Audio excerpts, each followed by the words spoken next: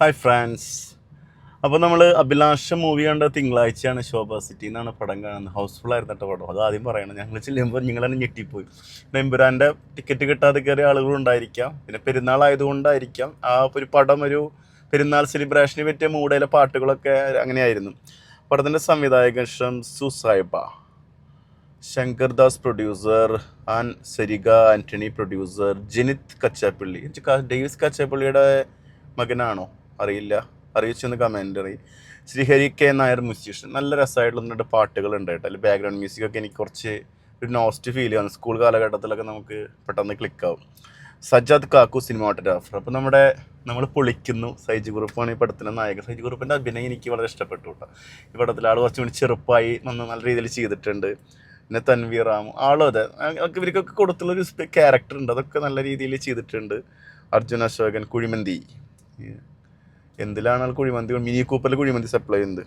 നവാസ് വള്ളിക്ക് എനിക്ക് ഭയങ്കര ഇഷ്ടപ്പെട്ടൊരു നടനാണ് നവാസ് വള്ളിക്കൊന്ന്. പിന്നെ ബിനു പപ്പു ഉണ്ട്, ഷൈൻ ടോജാക്ക് ഒരു ചെറിയ സമയം വന്നു പോകുന്നുണ്ട്. ഉമാ കെ രാധ, നീരജ രാമേന്ദ്രൻ നമ്മുടെ ഷെറിൻ്റെ അമ്മയായിട്ട് അഭിനയിക്കുന്ന ഒരു ക്യാരക്ടർ. അപ്പോൾ പടം എന്ന് വെച്ച് കഴിഞ്ഞൊരു പ്രണയം, നമ്മുടെ ഷൈജു കുറുപ്പിനൊരു കടം കാര്യങ്ങളൊക്കെ ആയിട്ട് മുന്നോട്ട് പോകുന്ന അത്ര ഫാൻസി കടയാണ്. അപ്പോൾ നല്ലൊരു മനുഷ്യൻ, കോട്ടയ്ക്കൽ മലബാർ ഏരിയയിലാണ് ഈ പടം നടക്കുന്നത്. കോട്ടയ്ക്കൽ എന്ന് പറഞ്ഞ സ്ഥലത്താണ്. നല്ലൊരു മനുഷ്യൻ, നല്ല ക്യാരക്ടറുള്ള മനുഷ്യൻ, പക്ഷെ പെണ്ണ് കിട്ടിയിട്ടില്ല.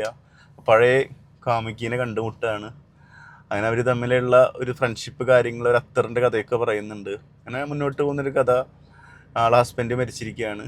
അപ്പോൾ ഒരു കണക്ഷൻ വീണ്ടും കിട്ടാൻ വേണ്ടിയിട്ട് അതിനിടയ്ക്ക് കുറച്ച് ഫ്രണ്ട്സും കാര്യങ്ങളൊക്കെ, അതോടെ മുന്നോട്ട് പോകുന്നൊരു കഥ. കൂടുതൽ പോകുന്നില്ല, സ്പോയിലർ കണ്ടന്റ് ആവും. അതിലെനിക്ക് കുറച്ച് കാര്യങ്ങൾ സ്കൂൾ ലൈഫിലെ പ്രണയം കാര്യങ്ങളൊക്കെ ടച്ച് ചെയ്തിട്ട് കുറച്ച് കാര്യങ്ങൾ പോകുന്നുണ്ട്. എനിക്ക് ഭയങ്കരമായിട്ട് ഇഷ്ടപ്പെട്ടു. പിന്നെ ഇത് കുറച്ച് നല്ല ചില ബാക്ക്ഗ്രൗണ്ട് മ്യൂസിക്കുകളുണ്ട്, രസമായിട്ട് ഇഷ്ടപ്പെട്ടു. പിന്നെ ഇവരൊക്കെ ഒരു ചെറിയ പടം, 2 മണിക്കൂറുള്ളൂ. 2 മണിക്കൂറിൽ നമ്മൾ ഏറ്റവും അടുത്തൊരു ടിപ്പിക്കൽ സബ്ജക്റ്റ് ആയതുകൊണ്ട് ഇങ്ങനെ ഇരുന്ന് കണ്ടുവെന്ന് മാത്രം. ഒരു 1 ടൈം തിയേറ്ററിൽ എക്സ്പീരിയൻസ് ചെയ്യുകയാണെങ്കിൽ എക്സ്പീരിയൻസ് ചെയ്യാമെന്ന് മാത്രം. കാരണം നമ്മൾ ഒരുപാട് പടങ്ങളിൽ കണ്ടുപോകുന്ന സബ്ജക്റ്റാണ് അത്. 2 മണിക്കൂറിൽ ഓവറാക്കാതെ അവർ എടുത്തു വെച്ചിട്ടുണ്ട്. പിന്നെ കുറച്ച് ഇങ്ങനെ ഈ പറഞ്ഞ പോലെ നമുക്കൊക്കെ നമ്മൾ സ്കൂൾ ലൈഫിലൊക്കെ പ്രണയിച്ചിട്ടുള്ള ആളുകൾക്ക് ഇങ്ങനെ അതിൻ്റെ പിന്നാലേക്ക് നമ്മൾ പോകാൻ പറ്റിയ സാധനങ്ങളൊക്കെ ഇട്ട് തന്നിട്ടുണ്ട്. ഒരു 1 ടൈം തിയേറ്ററിൽ വേണമെങ്കിൽ കാണാമെന്ന് മാത്രം, ആ രീതിയിലുള്ളൊരു മൂവി.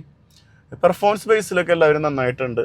ഇവർക്ക് ചെയ്യാൻ പറ്റുന്ന റോളുകളൊക്കെ ഇവർ ചെയ്തിട്ട്, എന്താ പറയുക, അതിനുള്ള സ്പേസ് ആ പടത്തിൽ കൊടുത്തിട്ടുള്ളൂ. അതൊക്കെ ഒരു നല്ല രീതിയിൽ ചെയ്തിട്ടുണ്ട്. തിയേറ്ററിൽ പെരുന്നാൾ വെക്കേഷനൊക്കെ പോയിട്ട് വേണമെങ്കിൽ ഒന്ന് കാണാൻ പറ്റിയ ഒരു പടം. വേറെ പടങ്ങളൊന്നുമില്ല. ഇപ്പോൾ എമ്പുരാൻ കണ്ടു, 2 പ്രാവശ്യം കണ്ടു. വീരധീര സൂറൻ കണ്ടു. പിന്നെ ഈ പടമല്ലോ, അപ്പോൾ ഇതൊന്ന് പോയി കണ്ടു. ഫാമിലിയായിട്ട് തന്നെ പോയത്. ഞങ്ങൾ ജസ്റ്റ് ശോഭ സിറ്റിക്ക് ഒന്ന് കറങ്ങാൻ വേണ്ടി പോയപ്പോൾ അങ്ങനെ കയറിയതാണ്.